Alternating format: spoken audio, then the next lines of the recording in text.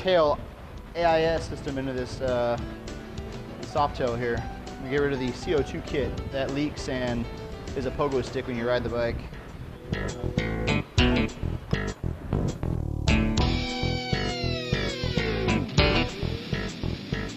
All right, we're gonna pull the second shock out and disconnect the air line.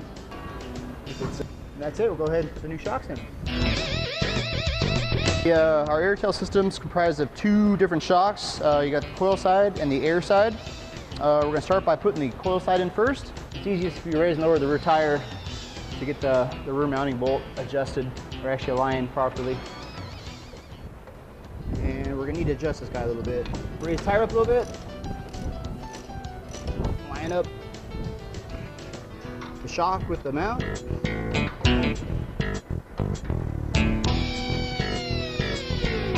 Slip in the mounting bolt and tighten it up. You also want to use Loctite on the bolts. All right, before we mount the air chamber side, we're going to route the lines because we want to connect the air lines to the shock before we mount it. So the manifold and instrument cluster is going to be mounted at the coil. So we'll route it from the coil back over the battery and down to the bottom of the bike.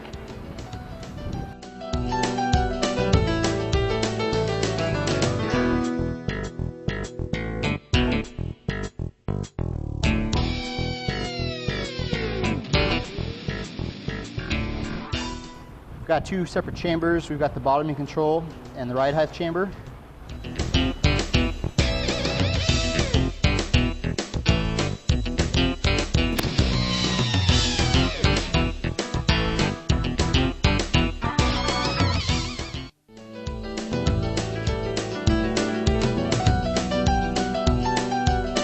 We need to pressurize the bottoming chamber, and that'll suck the shaft into the shock to allow clearance to install the shock. So what I've done is I've hooked up the manifold that comes with the kit.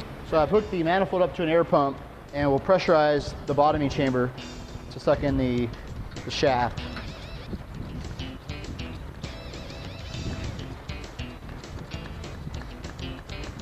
Go ahead and pump it till it seats all the way. We're gonna pull the air lines up so we don't bind them. All right, we got the mount aligned. I'm gonna install the bolt and tighten it up. All right, next step, we're gonna actually install the compressor. It mounts on the swing arm pivot. So it requires us to remove the rear wheel and the splash guard cover so we can have access to the area we're gonna mount the compressor.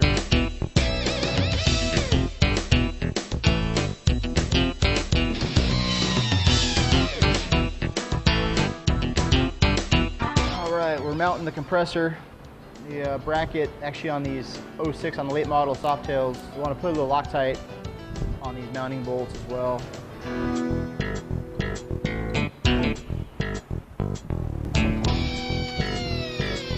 We're gonna run our harness straight up towards the battery area, up the back. All right, next step, we're gonna mount the manifold and gauge assembly. It actually utilizes the same bracketry as your coil. So we're going to move the stock coil cover and we'll remove the bolts and install a bracket behind the coil that our cover will mount onto. Go ahead and tighten the bracket down. Use the stock bolts. We're ready to mount the cover. Control cover. Got the lines ran.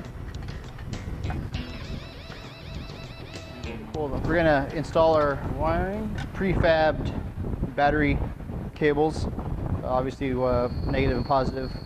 Everything's plug and play. All right, we got the system installed.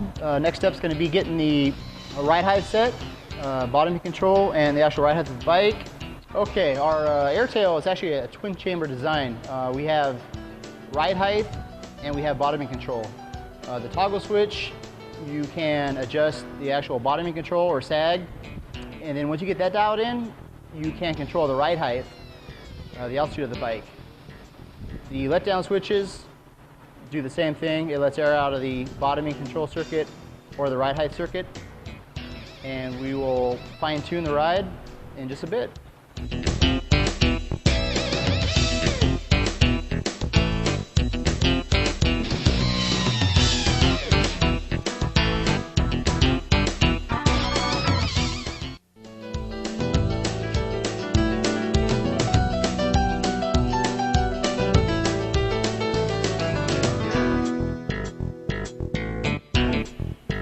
First thing we want to do before we ride the bike is set up our sag measurement. What we're going to do is fill up our bottoming control valve. We want to fill it up to about 150 psi.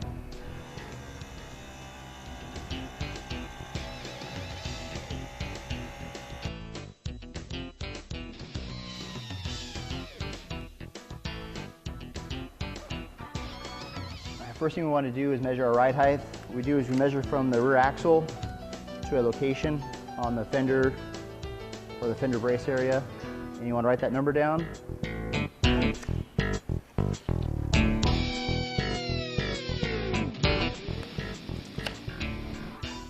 Okay, next thing we want to do is actually sit on the bike.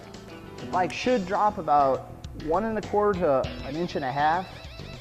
If it doesn't sag enough, what we want to do is let a little air out of the bottoming chamber. After we get our sag and bottoming control chamber all dialed in, you can actually control the ride height to make the bike comfortable for riding. You can actually lower the bike a little bit so we're flat-footed or we're comfortable riding the bike.